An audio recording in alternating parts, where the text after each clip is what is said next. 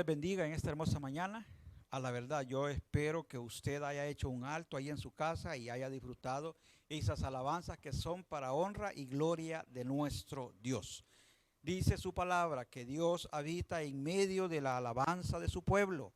Así es, hermanos, que no dejemos de alabar a nuestro Dios. Le voy a invitar en esta mañana a que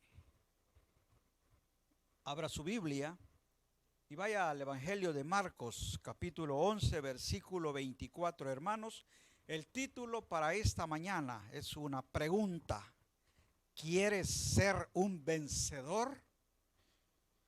Yo sé que está de más, porque todos queremos ser vencedores. Nadie quiere ser derrotado, pero se formula de esta manera. ¿Quieres ser un vencedor? ¿Por qué? Porque hay ciertas cosas que nosotros podemos hacer para poder ser vencedores, porque si bien todos queremos ser victoriosos, no todos hacemos lo que debemos hacer para alcanzar esas victorias. Marcos capítulo 11, versículo 24. Lo tenemos, hermanos, en el nombre del Padre, del Hijo y del Espíritu Santo. Por tanto, os digo que todo lo que pidiereis orando, creed que lo recibiréis y os vendrá. Vengamos en palabras de oración una vez más. Padre, en esta mañana una vez más damos las gracias, Señor, el que nos concedas una nueva oportunidad de poder compartir tu palabra, mi Dios, desde este santuario. Dios eterno, por este tiempo nuestro santuario está vacío. Pero sabemos, mi Dios, que hay una congregación fiel que a través de las redes sociales está alimentándose a través de tu palabra. Dios eterno, cada familia, cada hermano, hermana y amigo que pueda estar en sintonía de esta y de otras transmisiones de nuestra iglesia, Señor, bendícelos. Padre, escucha la oración de ellos, escucha su clamor. Suple, oh Dios, conforme a tus riquezas en gloria para cada una de sus necesidades. Señor, en esta mañana te ruego que me uses como instrumento en tus manos para poder, Señor, compartir esta palabra, Señor, y que sea de bendición, que nos ayude a comprender, a entender, Señor, y a prosperar espiritualmente. Que toda la honra, Señor, y que toda la gloria sea para ti, oh Cristo Jesús, Señor nuestro. En tu nombre hemos orado. Amén y amén. Hermanos, puede tomar su asiento. Gracias, pastor, porque me alcanzó aquí el cronómetro. Ya no alcanzo a divisarlo de allá. Y esto es que con lente, o sea, que sin lente ni el teléfono allá, hermano. Bueno, bendito sea nuestro Dios. La pregunta decía, hermanos, el título: ¿quieres ser un vencedor? Le voy a pedir que me preste unos minutos de atención. Hermanos, la triconomía del hombre nos enseña que cada uno de nosotros es, oiga bien y no se vaya a alarmar, es una trinidad.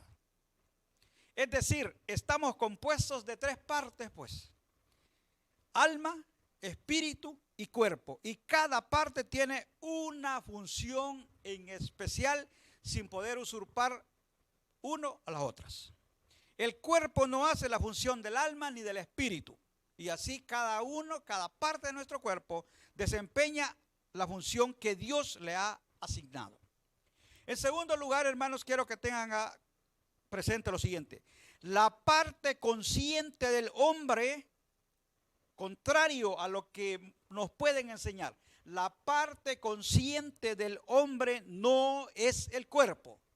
La parte consciente del hombre es el alma. La parte emocional del hombre no es el cuerpo, es el alma. La parte pensante y sentimental del hombre tampoco es el cuerpo, sino que es el alma.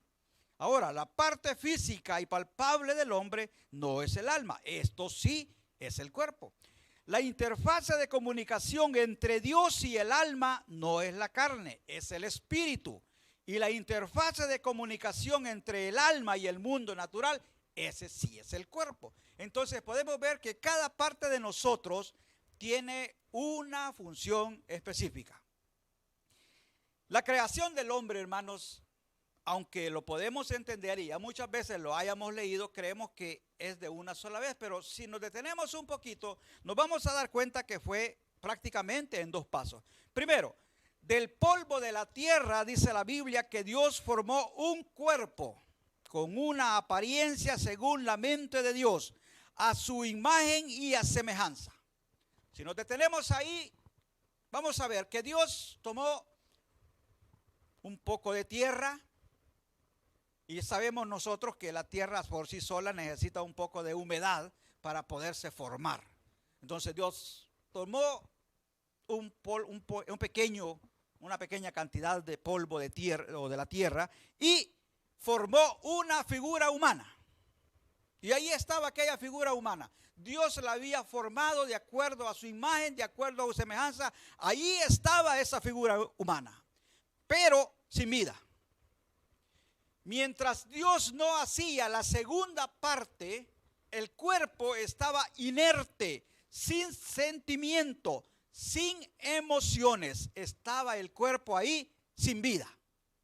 Pero vino la segunda parte de nuestra creación. Y dice la Biblia que Dios en aquella figura que había hecho de hombre, conforme a su imagen y semejanza, que estaba inerte, sin emociones y sin vida, dice la Biblia que vino Dios y sopló aliento de vida en su nariz. Fue en ese momento que aquel cuerpo tomó vida. Se convirtió en un alma viviente y comenzó a tener emociones, a tener sentimiento, a tener capacidad de pensar. ¿Cuándo fue? Después que nuestro Dios sopló aliento de vida en aquella imagen inerte. Génesis capítulo 2, versículo 7 dice: entonces Jehová Dios formó al hombre del polvo de la tierra. Ahí hay una coma. Y sopló, dice, y sopló en su nariz aliento de vida. Por eso les explicaba. El cuerpo, solo el cuerpo, no piensa. No tiene vida, es inerte. Necesitaba que Dios soplara en él aliento de vida, y entonces aquel cuerpo que no se movía, que no pensaba, que no tenía emociones, a partir de ese soplo, entonces comenzaron en él a haber emociones. Por eso les dije, las emociones que el hombre cree que están en el cuerpo realmente no están en su cuerpo, están en su alma. Y el ejemplo que yo les he puesto en la mayoría de veces, cuando usted está bien dormido y está teniendo una pesadilla de aquellas que no las quiere volver a tener, de aquellas que despierta y dice gracias a Dios que solo era un sueño, ahí su cuerpo estaba en reposo, ahí su cuerpo estaba tranquilo, a lo mejor movía los ojos de acuerdo a algunos expertos, pero de lo contrario su cuerpo estaba prácticamente inconsciente, muerto. Sin embargo, su alma estaba pasando por momentos terribles de angustia, que cuando usted despertó, terminó dando gracias a Dios, yo creo que hasta los ateos. Ese es el alma, ahí están nuestras emociones. Entonces el alma tiene una función. De igual manera nuestro espíritu desempeña la función de comunicar a nuestra alma con su creador. Oiga, el alma a través del cuerpo se comunica con lo tangible, con lo material, con la naturaleza, con las flores, con la belleza y con todo lo que Dios ha creado. Pero para comunicarse con nuestro Dios, que Dios es espíritu, para eso sirve nuestro espíritu. ¿Sabe usted que cuando el hombre muere, el cuerpo se deshace en no más que de un año? Ya no hay nada. Hay personas que lamentablemente pierden su vida o les quitan la vida, y cuando las vienen a encontrar ya solo encuentran los huesitos, algunas veces. Pero ese no es el fin del hombre, porque el alma no muere con el cuerpo. El alma se va a la presencia de Dios, y ya lo he explicado en otras ocasiones, a disfrutar de lo que Dios tiene preparado, ya sea bueno o malo, porque Dios tiene preparado algo para el alma. Si el alma reconoció a nuestro Señor Jesús como su único y suficiente Salvador, lo que Dios tiene preparado para el alma es un lugar de paz. Pero si aquella alma en la vida del cuerpo no quiso reconocer a nuestro Señor Jesús y anduvo haciendo lo que le gustaba a la carne, pues también Dios tiene algo preparado para esa alma y se llama infierno. Lamentablemente no hay punto intermedio como muchos nos quieren enseñar.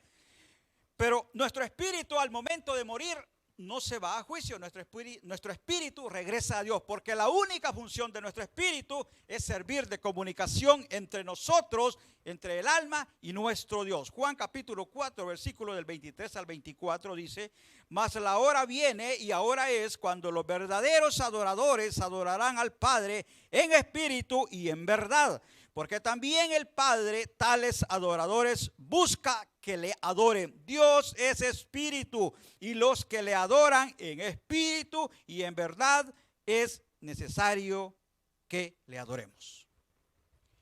Bueno, como parte de la introducción terminamos ahí. Ya nos dimos cuenta que somos alma, cuerpo y espíritu y que cada uno de ellos tiene una función independiente. Ahora quiero que pasemos a una parte más importante de nuestro sermón, porque la pregunta es: ¿quiere ser un vencedor?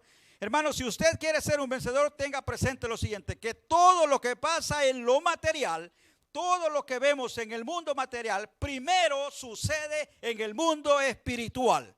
Antes que se conciba terrenalmente una cosa, ya sea buena o mala, primero se ha concebido en el mundo espiritual. ¿Quiere que se lo compruebe? Pues yo traigo aquí unos ejemplos para que usted lo vea a través de la Biblia. Hermanos, Job capítulo 1, versículo 12. Job capítulo 1, versículo 12. Mire, y dijo Jehová a Satanás: he aquí todo lo que tiene está en tu mano, solamente no pongas tu mano sobre él. Y salió Satanás de delante de Jehová. Si quiere que le haga un pequeño recordatorio, es cuando precisamente Satanás le estaba diciendo a nuestro Dios cómo Job no te va a adorar, cómo Job no te va a exaltar, si lo has bendecido, si le has cubierto de bienes, si está bien porque tú lo tienes así. Y en aquella conversación le dijo Jehová a nuestro adversario: te voy a permitir que toque sus bienes, para que veas que Job no me ama solo por los bienes que le he dado, sino por una convicción como la que debemos de tener todos los cristianos. Y mire, salió, dice la Biblia, salió Satanás de delante de la presencia de Dios y se fue precisamente a arruinar todo lo material que Job tenía terrenalmente. Se fue a quitarle todos sus bienes, inclusive a sus hijos. Pero antes de que Job recibiera este daño en lo material o físicamente, antes que Job recibiera ese daño, ya había sido concebido en el mundo espiritual. Ya prácticamente Satanás había logrado arruinar la vida de Job en la parte espiritual. Lo único que faltaba era que se manifestara en la parte terrenal.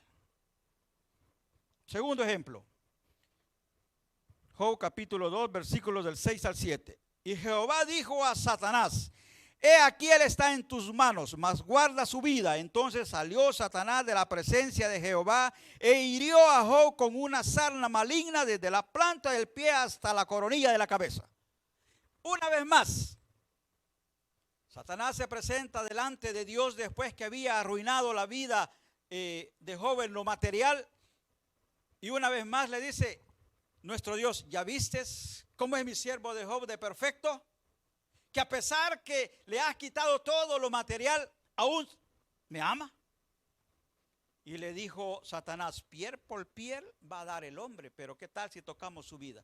Y vino Dios, le permitió atentar contra la salud, no contra la vida, contra la salud de Job.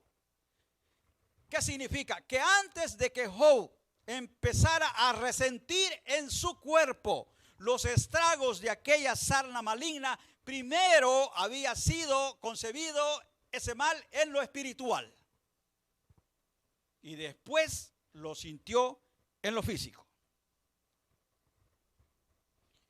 Ejemplo 3. Samuel capítulo 9, versículos 15 al 16. Y un día antes que Saúl viniese, Jehová había revelado al oído de Samuel diciendo: mañana a esta misma hora yo enviaré a ti un varón de la tierra de Benjamín, al cual ungirá por príncipe sobre mi pueblo Israel, y salvará a mi pueblo de mano de los filisteos, porque yo he mirado a mi pueblo, por cuanto su clamor ha llegado hasta mí. Hermanos, el pueblo estaba clamando, dice, a Dios. Y antes que Saúl recibiera la noticia del rey, de que iba a ser el primer rey de Israel, antes que eso pasara, el reinado de Saúl ya había sido concebido en la mente de Dios. En el mundo espiritual ya había sido Saúl nombrado rey de Israel. Lo único que hacía falta era que ese nombramiento se manifestara terrenalmente. Y por eso le dice nuestro Dios a Samuel: mañana a esta hora vendrá a ti un varón de la tierra de Benjamín, al cual ungirás por rey de mi pueblo Israel. Un ejemplo más. Primer libro de Samuel, capítulo 16, 1. Dijo Jehová a Samuel: ¿hasta cuándo llorarás a Saúl habiéndolo yo desechado, para que no reine sobre Israel? Llena tu cuerno de aceite y ven, te enviaré a Isaí de Belén, porque de sus hijos me he provisto de rey. Antes que Samuel ungiera a David por rey de Israel, y antes que David recibiera el reino de boca del profeta Samuel, ya en el mundo espiritual, David había sido nombrado rey sucesor de Saúl. Yo quisiera, hermanos, que ustedes me fueran comprendiendo que antes que las cosas se den en el plano físico, primero se dieron en el mundo espiritual. Eso es lo que yo quisiera que ustedes me entendieran en esta mañana. Que antes que todo lo que nosotros vemos se dé en este mundo, donde podemos ver las cosas, antes de todo eso se dio primero en el mundo espiritual.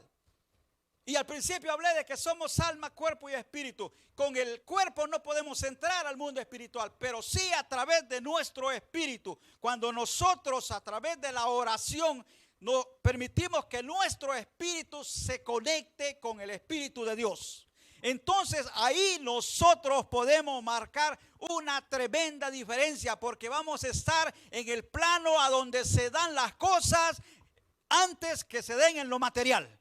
Por eso el título es: ¿quieres ser un vencedor?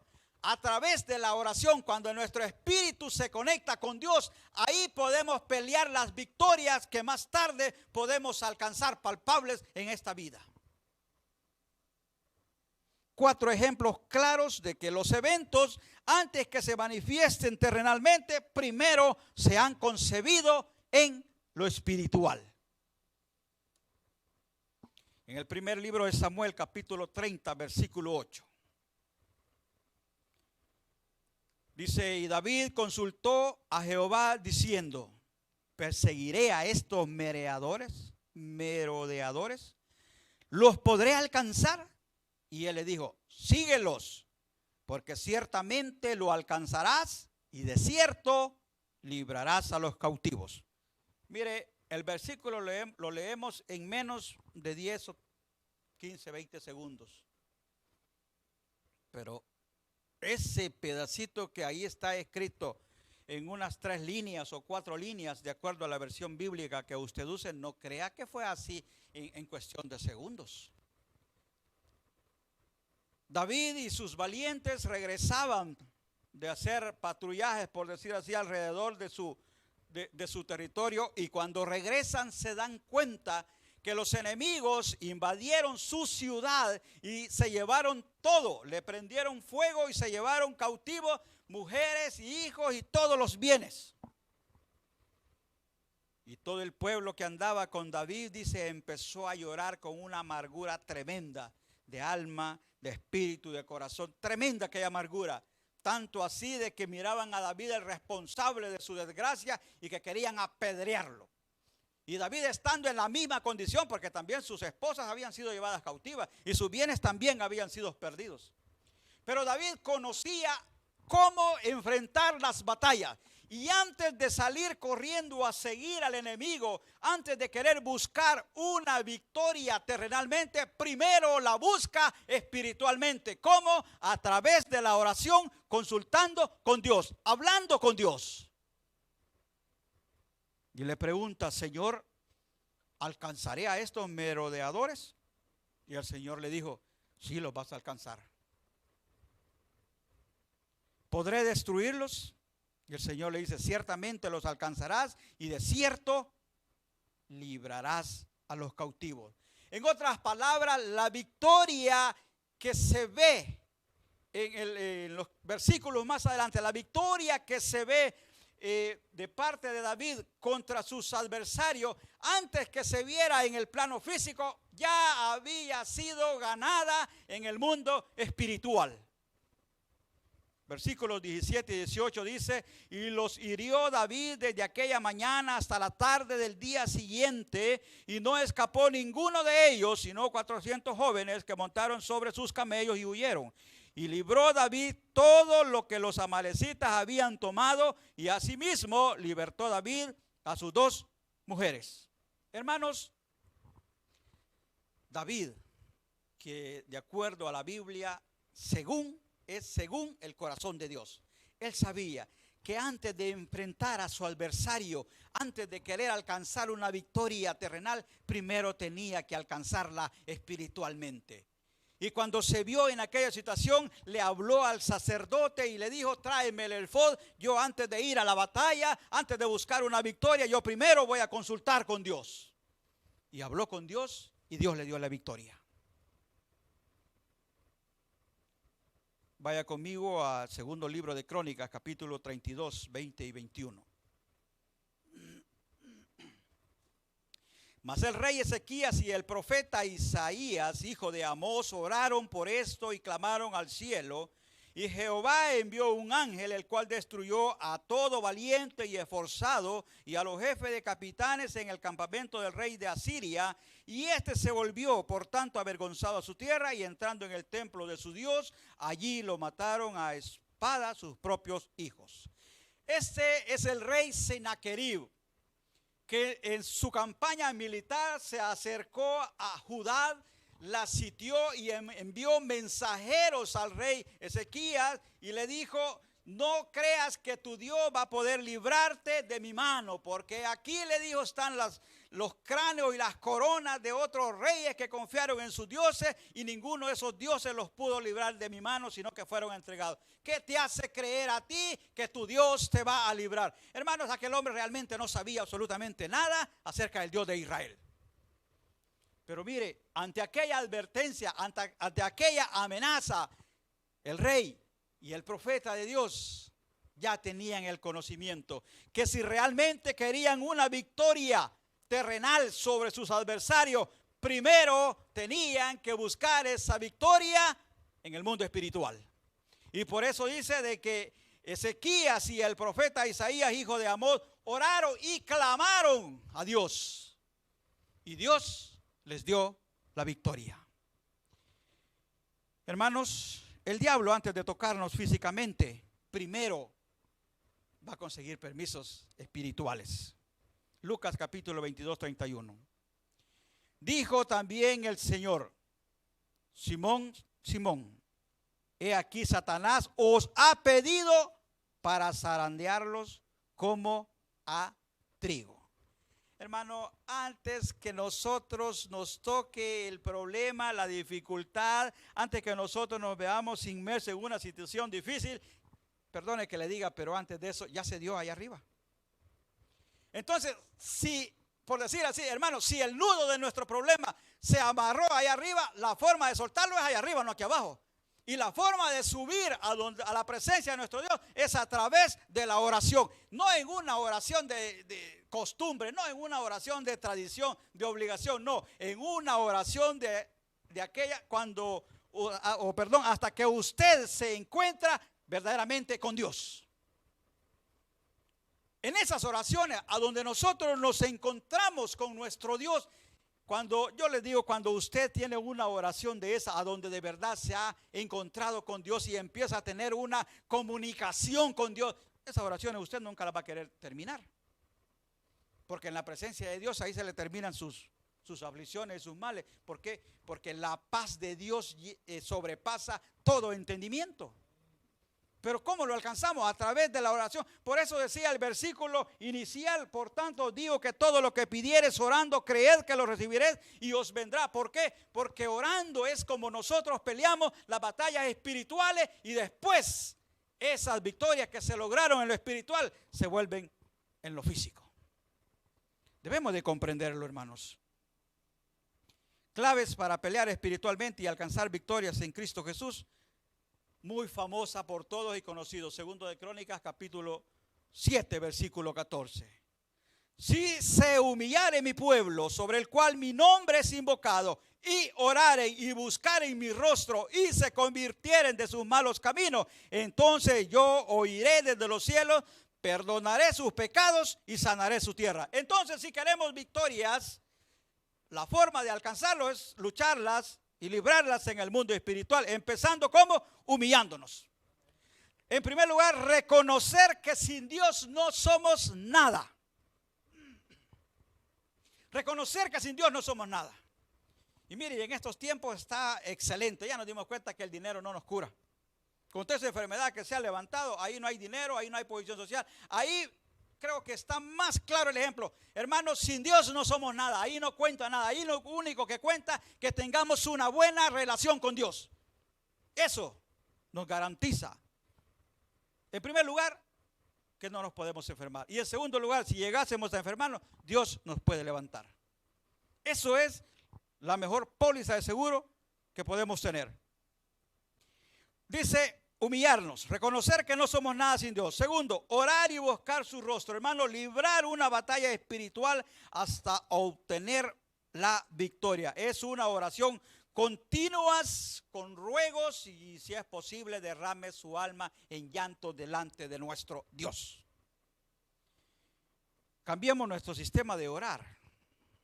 Cuando nosotros necesitamos dinero, bueno, casi siempre, y sabemos que nuestro familiar que está allá en los Estados Unidos nos puede hacer el favor, agarramos el teléfono y le vamos a hablar a fulano, y no nos contestó fulano, insistimos hasta que fulano me contesta.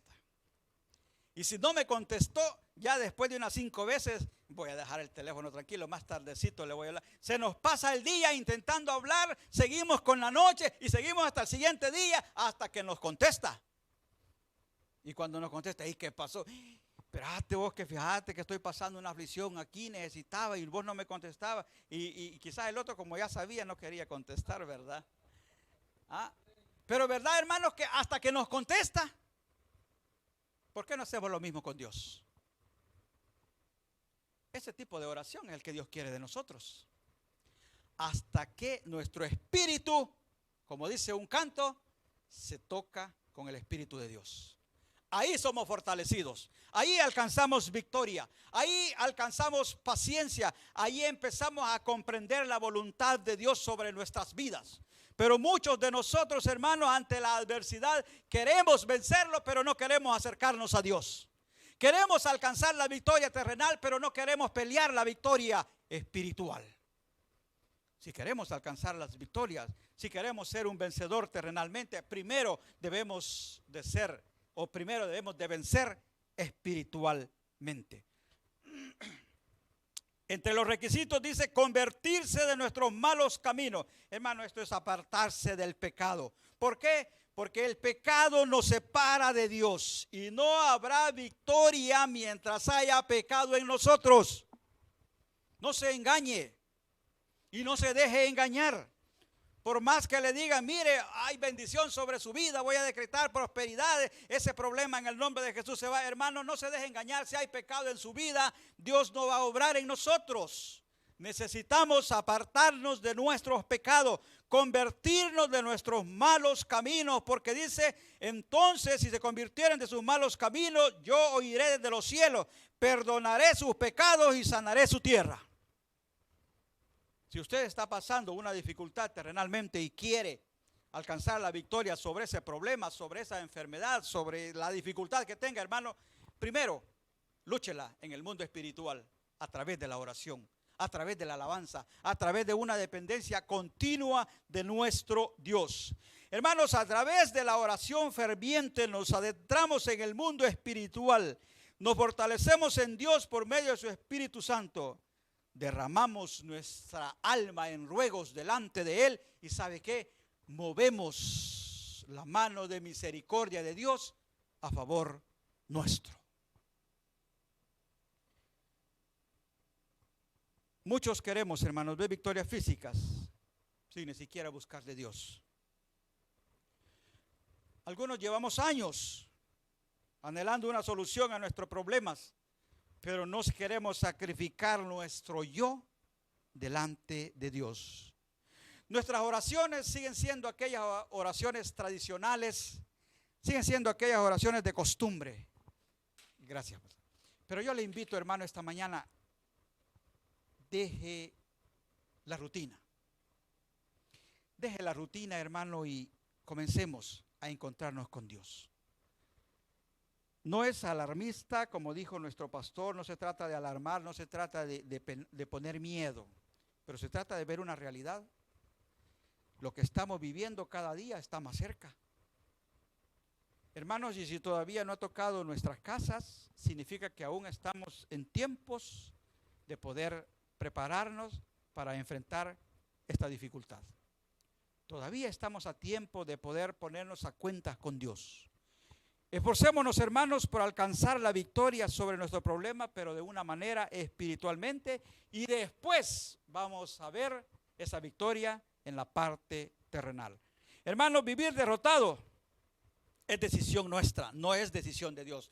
Él nos llamó para ser victoriosos, porque dice su palabra que en Cristo somos más que vencedores. Hermanos, si queremos ver materialmente una victoria, primero ganémosla espiritualmente y después vamos a poder saborear esa victoria en el plano físico. Le voy a invitar que ahí donde está, cierre sus ojos y vengamos en palabras de oración.